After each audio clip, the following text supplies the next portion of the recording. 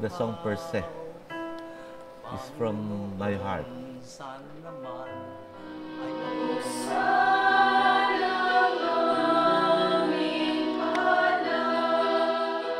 Mayroon kasi isang kanta na parang yun talaga nagpapagaan sa sarili ko.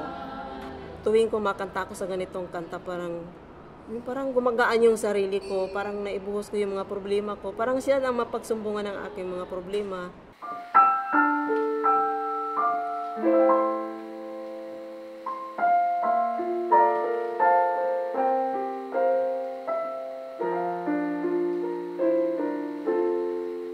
I don't know how I have made that song. The melody came out right away.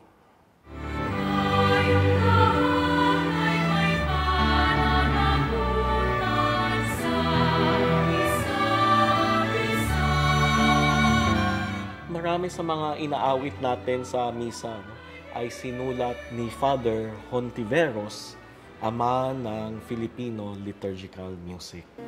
Jesus na aking kapatid, sa lupa namin bumalik. He was willing to revise his songs according to what seemed to be more intuitive, to the singers.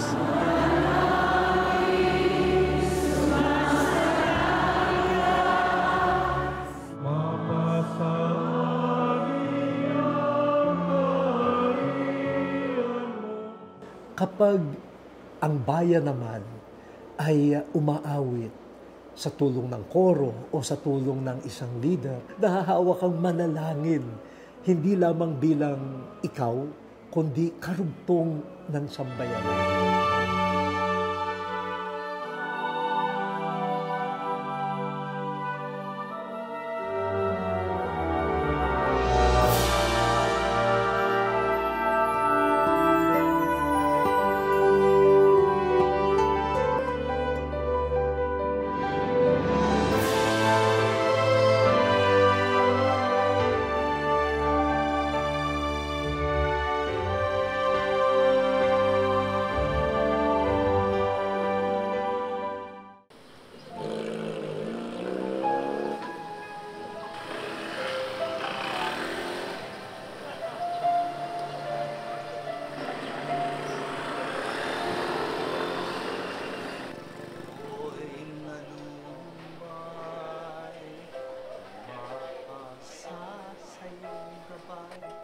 The song per se is from my heart.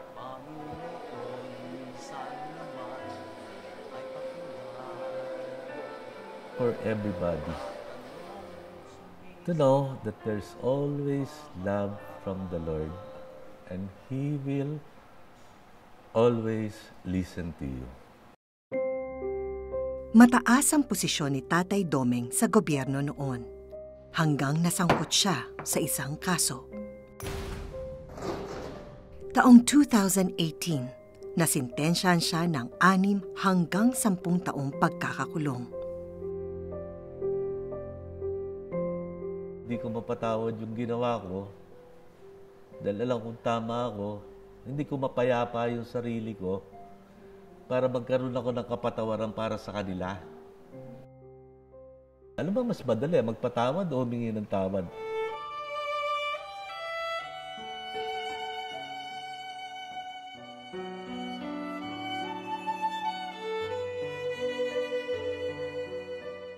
Nahanap ni Tatay Domeng ang inaasam na kapatawaran sa mga awit at himig.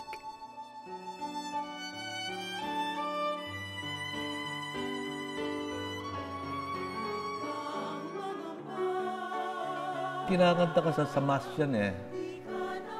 At the time na ikaw ay you're receiving the body of Christ. That's so solemn eh.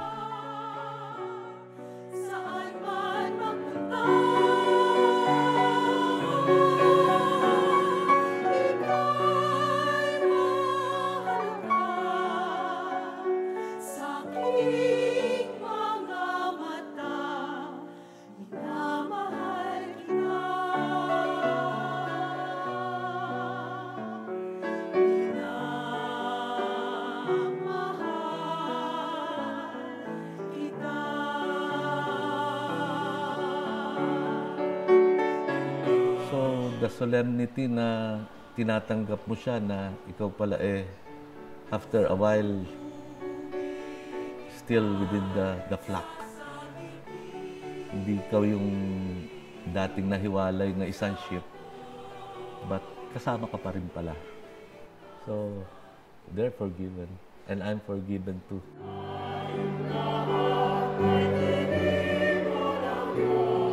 So yung pag-awit ay hindi karagdagan kundi kumbaga ay kasama isang uri ng pananalangin.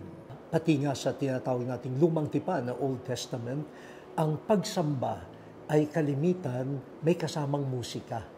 No? Kaya nga yung mga salmo, sabi nga nila yung mga salmo ay mga awit talaga yan.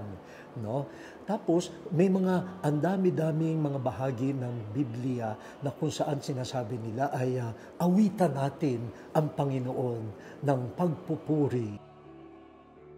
Sabi doon sa Ebanghelyo, sila ay umawit ng mga himno saka sila pumunta sa Garden of Gethsemane. Pwede kang manalangin ng nagbibigkas, pero pwede ka rin manalangin ng umaawit.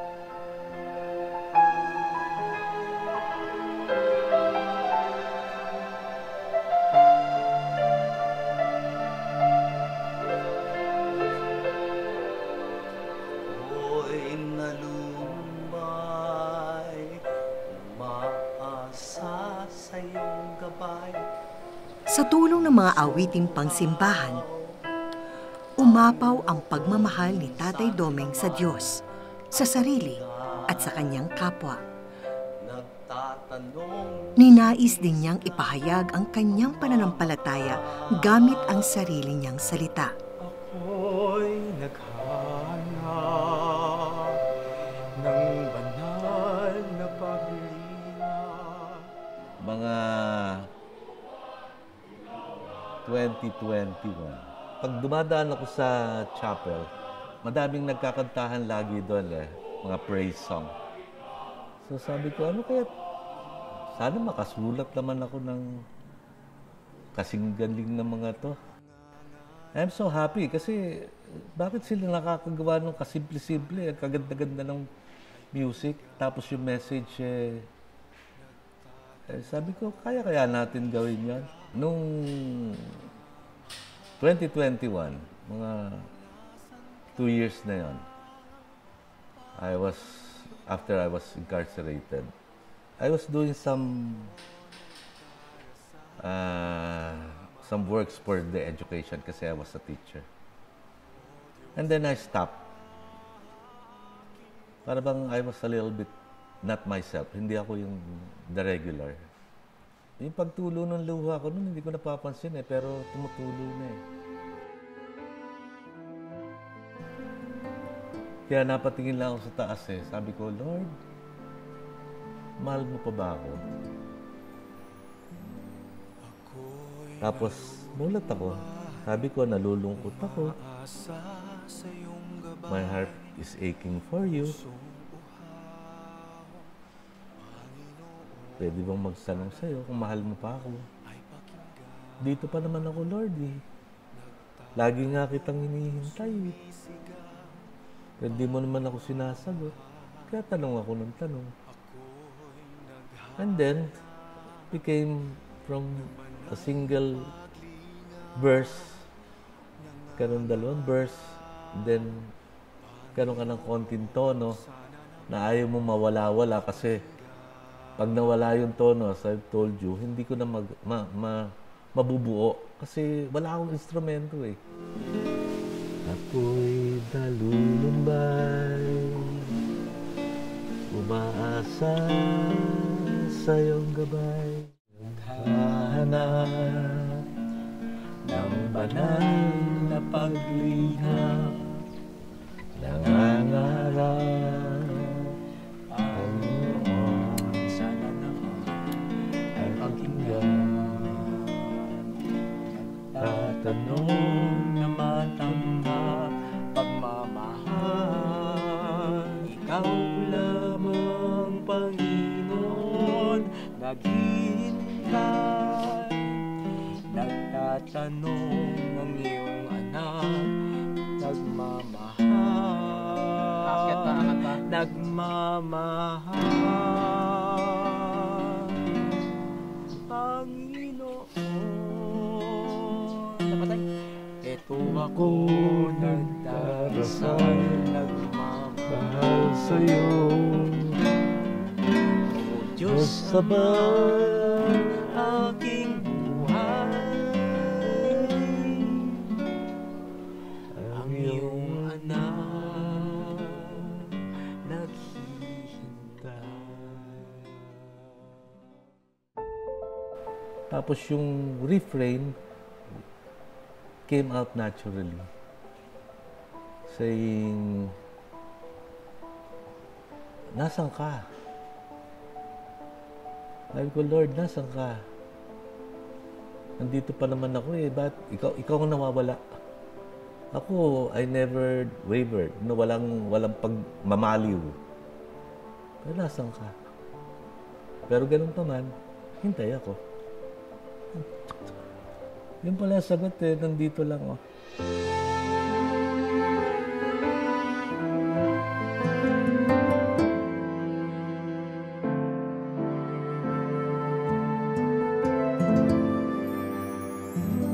Ako'y nalulumbay, umaasa sa iyong gabay, pusong uhaw, Panginoon, sana naman ay pakinggan. Nagtatanong, sumisigaw, pagmamahal. Ako'y naghahanap ng banal na paglingap, nangangarap, Panginoon, sana naman ay pakinggan. Nagtatanong, sumisigaw, pagmamahal. O nasan ka, Panginoon? Heto ako nagdarasal, nagmamahal sa'yo, O Diyos Ama, aking buhay. Ang iyong anak naghihintay.